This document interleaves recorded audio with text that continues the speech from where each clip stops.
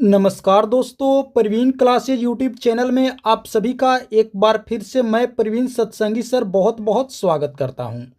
दोस्तों, आज की एक और वीडियो हम लेकर आ गए हैं रेलवे ग्रुप डी 2026 की परीक्षा के लिए अति महत्वपूर्ण सामान्य ज्ञान व सामान्य विज्ञान के प्रश्नों का। जी हाँ दोस्तों, आज की वीडियो में भी हम लोग देखने वाले हैं top most important GK GS के प्रश्न जो आगामी रेलवे ग्रुप डी की परीक्षा के लिए बहुत ही महत्वपूर्ण होने वाले हैं। तो आप सभी से एक रिक्वेस्ट करूंगा कि इस वीडियो को आप लोग अंत तक जरूर देखें, वीडियो को बिल्कुल भी स्किप ना करें दोस्तों, और सभी प्रश्नों को अच्छे से समझें और याद करें।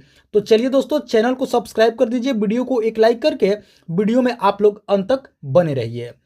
पहला प्रश्न है, भारत का सबसे बड़ा प्राकृतिक बंदरगाह कौन सा है? दोस्तों, इसका सही उत्तर आप लोग याद रखेंगे मुंबई, ऑप्शन डी। जी हाँ दोस्तों, भारत का सबसे बड़ा प्राकृतिक बंदरगाह है कौन सा? तो आप लोग याद रखेंगे मुंबई, ऑप्शन डी इस प्रश्न का सही उत्तर हो जाएगा। चलिए आगे बढ़ते हैं। अगला है, उकाई परियोजना किस नदी पर स्थित है? दोस्तों, उकाई परियोजना बतानी है कि किस नदी पर है, तो आप लोग याद रखेंगे ताप्ती नदी पर, ऑप्शन ए इस प्रश्न का सही उत्तर होगा। उकाई परियोजना किस नदी पर है? तो आप लोग याद रखेंगे ताप्ती नदी पर। किस राज्य में? तो राज्य से आप लोग याद रखेंगे गुजरात। जी हाँ दोस्तों, ऑप्शन ए इस प्रश्न का सही उत्तर हो जाएगा। गुजरात राज्य में ताप्ती नदी पर दोस्तों उकाई परियोजना स्थित है। चलिए आगे बढ़ते हैं, अगला प्रश्न देखते हैं। अगला प्रश्न है दोस्तों, लोहे में जंग लगने पर उसके भार में क्या परिवर्तन होता है? दोस्तों, बताने है कि लोहे में जब जंग लग जाता है तो उसके भार में क्या परिवर्तन होता है? तो आप लोग याद रखेंगे बढ़ जाता है, ऑप्शन सी इस प्रश्न का सही उत्तर होगा। लोहे में जंग लगने पर क्या होगा दोस्तों? लोहे का जो भार होगा वो बढ़ जाएगा, ऑप्शन सी आप लोग याद रखेंगे बढ़ जाएगा। और इस प्रश्न को दोस्तों आप लोग स्टार मार्क कर लेंगे, बहुत ही महत्वपूर्ण प्रश्न है और एकदम बेसिक लेवल के प्रश्न है। चलिए आगे बढ़ते हैं। अगला है, बॉक्साइट अयस्क है। दोस्तों, बताने कि बॉक्साइट किसका अयस्क है? तो आप लोग याद रखेंगे एल्यूमिनियम का, ऑप्शन डी इस प्रश्न का सही उत्तर होगा। बॉक्साइट किसका अयस्क है? तो एल्यूमिनियम का अयस्क है, ऑप्शन डी हमारा राइट आंसर होगा। चलिए आगे बढ़ते हैं। अगला है, मिक्सर ग्राइंडर में किस प्रकार के मोटर का प्रयोग किया जाता है? दोस्तों, मिक्सर ग्राइंडर में, जो कि हमारे घर में मौजूद है, सभी के घर में मौजूद है मिक्सर ग्राइंडर, तो बताने कि इस मिक्सर ग्राइंडर में किस प्रकार के मोटर का प्रयोग होता है? आप लोग याद रखेंगे यूनिवर्सल मोटर, ऑप्शन बी इसका सही उत्तर होगा। जी हाँ दोस्तों, मिक्सर ग्राइंडर में यूनिवर्सल मोटर का प्रयोग किया जाता है, ऑप्शन बी इस प्रश्न का सही उत्तर होगा। चलिए आगे बढ़ते हैं। अगला प्रश्न है, बोस्टन की चाय पार्टी किस वर्ष हुई थी? दोस्तों, बतानी है कि बोस्टन टी पार्टी कब हुई थी? तो आप लोग याद रखेंगे 1773 ईस्वी में, ऑप्शन डी इस प्रश्न का सही उत्तर होगा। 16 दिसंबर 1773 ईस्वी आप लोग याद रखेंगे। बोस्टन चाय पार्टी कब हुई थी? तो 16 दिसंबर दोस्तों 1773 ईस्वी में बोस्टन टी पार्टी हुई थी। दरअसल दोस्तों ये क्या थी? एक पार्टी नहीं थी, इसका नाम केवल दिया गया है बोस्टन टी पार्टी। ये एक तरह की दोस्तों लूट थी। क्या थी?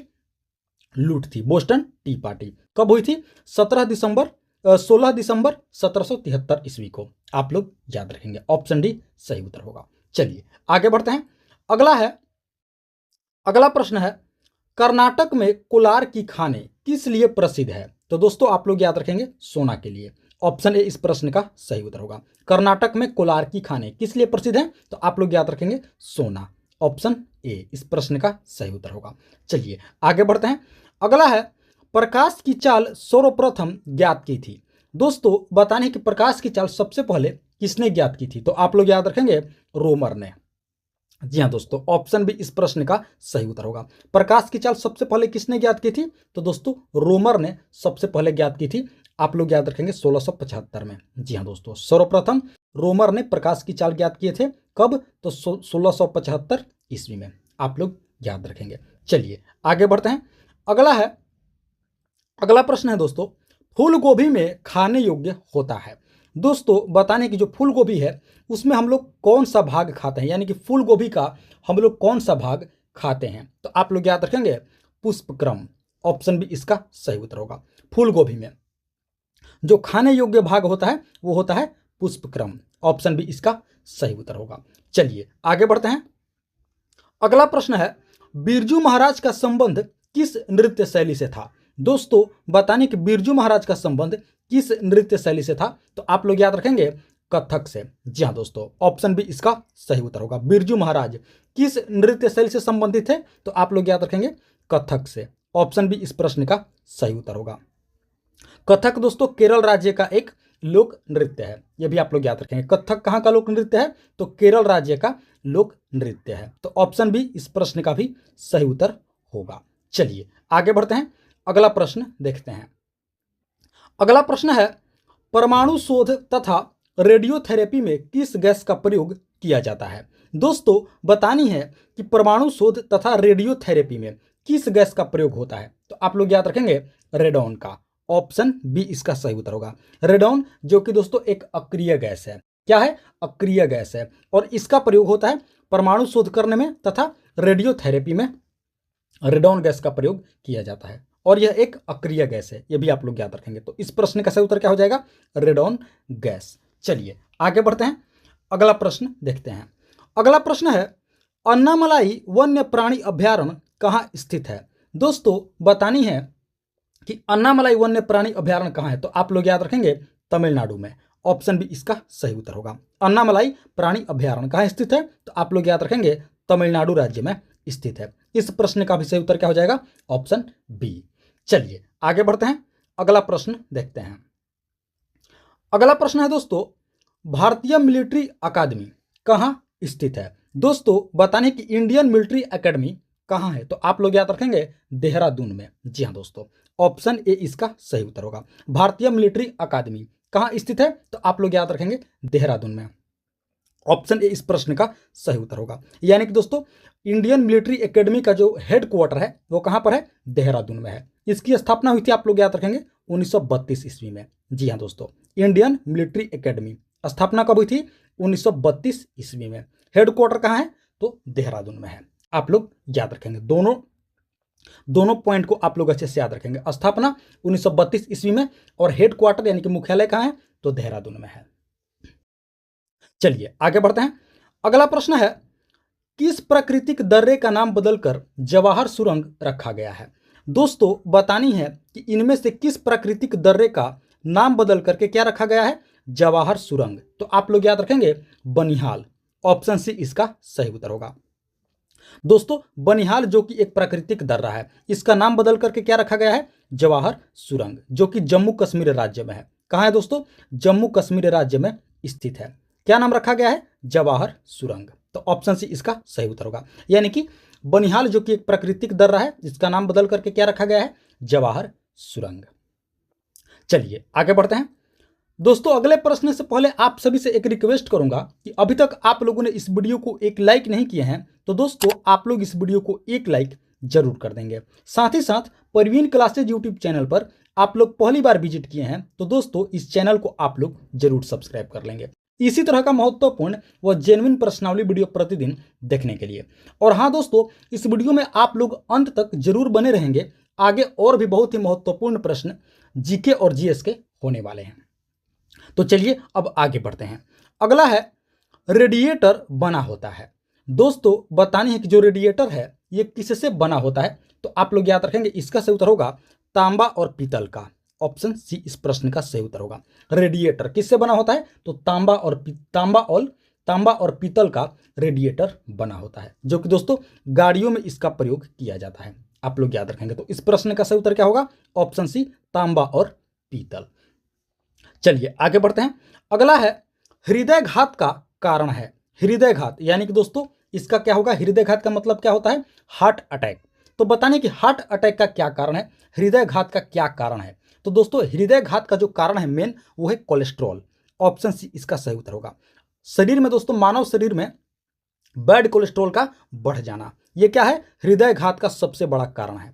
आप लोग याद रखेंगे बढ़ते हुए कोलेस्ट्रॉल। ऑप्शन सी इसका सही उत्तर होगा। हृदयघात का सबसे बड़ा कारण है हृदयघात यानी कि हार्ट अटैक का। आप लोग याद रखेंगे क्या है इसका मुख्य कारण? तो दोस्तों बढ़ते हुए कोलेस्ट्रॉल। ऑप्शन सी इसका सही उत्तर होगा। चलिए आगे बढ़ते हैं। अगला प्रश्न है दोस्तों, वैसलीन किससे प्राप्त किया जाता है। दोस्तों बताने कि वैसलीन जो है यह किससे प्राप्त किया जाता है, तो आप लोग याद रखेंगे पेट्रोलियम से। ऑप्शन सी इसका सही उत्तर होगा। जी हाँ दोस्तों, वैसलीन पेट्रोलियम से प्राप्त किया जाता है, आप लोग याद रखेंगे।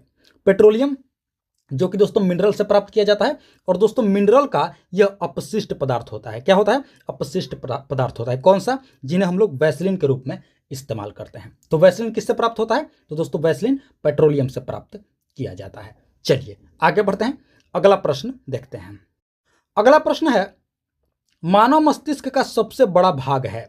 दोस्तों बताने कि हमारे जो मस्तिष्क है, जो ब्रेन है, इसका सबसे बड़ा भाग कौन सा है? तो आप लोग याद रखेंगे, हमारे मस्तिष्क का सबसे बड़ा भाग है सेरिब्रम। जी हाँ दोस्तों, यानी कि प्रमस्तिष्क। ऑप्शन बी इस प्रश्न का सही उत्तर होगा। हमारे ब्रेन का सबसे बड़ा पार्ट है दोस्तों, कौन सा? क्या नाम है? सेरिब्रम, यानी कि प्रमस्तिष्क। ऑप्शन बी इस प्रश्न का सही उत्तर हो जाएगा। चलिए आगे बढ़ते हैं। अगला प्रश्न है, उपास्थि तथा हड्डियों के निर्माण और संपोषण में आवश्यक तत्व है। दोस्तों बताने कि उपास्थि तथा हड्डियों के निर्माण में जो संपोषण होता है, जो आवश्यक संपोषण तत्व होता है, वो कौन सा होता है? बिल्कुल दोस्तों, आप सभी को पता भी होगा, कैल्शियम। ऑप्शन सी इस प्रश्न का सही उत्तर हो जाएगा। उपास्थि तथा हड्डियों के निर्माण में और संपोषण में जो आवश्यक तत्व होता है, वो होता है कैल्शियम। ऑप्शन सी इस प्रश्न का सही उत्तर होगा। चलिए आगे बढ़ते हैं। अगला है, तारों से आती रोशनी से उनकी का पता लगाया जाता है। दोस्तों बतानी है कि तारों से आती रोशनी से तारों के बारे में क्या पता लगाया जाता है? तो दोस्तों तारों से आती रोशनी से तारों के तापमान पता लगाया जाता है। जी हाँ दोस्तों, ऑप्शन बी इस प्रश्न का सही उत्तर होगा। तारों से आती रोशनी से उनकी तापमान का पता लगाया जाता है, यानी कि तारों से रोशनी जो आती है तो वो तारों का तापमान बताता है। आप लोग याद रखेंगे, ऑप्शन बी इस प्रश्न का सही उत्तर होगा, टेम्परेचर। चलिए आगे बढ़ते हैं। अगला प्रश्न है, एक कॉम्पैक्ट डिस्क यानी कि दोस्तों सीडी में किस तकनीक का प्रयोग किया जाता है? कॉम्पैक्ट डिस्क जो कि दोस्तों स्टोरेज डिवाइस है, आप सभी को पता होगा, देखे भी होंगे, अभी भी चलता है सीडी यानी कि कॉम्पैक्ट डिस्क।